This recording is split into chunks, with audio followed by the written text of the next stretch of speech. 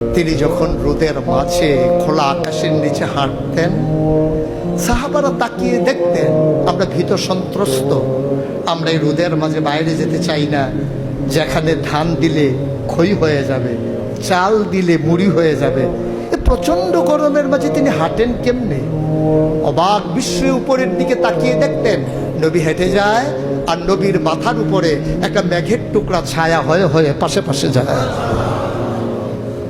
এবড়ো থেবড়ো পাথরগুলোর উপর দিয়ে আমার নবী যখন হাঁটতেন, পাথরের কোনা বের হওয়া পাথরে সবাই হাঁটতে ভয় পেতেন, অথচ নবী সেই এবড়ো থেবড়ো পাথরের উপর দিয়ে হেঁটে যেতেন।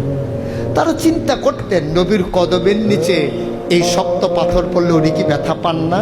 পরীক্ষা করার জন্যে পেছনে পেছনে অনেকেই দৌড়াতেন। দৌড়ে দৌড়ে নবীর কদম মুবারকের নিচে যে পাথর পড়ে গিয়েছিল ওরা হাতে তুলে দেখতেন নবীর কদমের সম্মানে শক্ত পাথর তুলার মতো নরম হয়ে গেছে। এ নবী আমার নবী, এ নবী আপনার নবী, এ নবী আমাদের নবী। আমরা প্রাউড ফিল করি।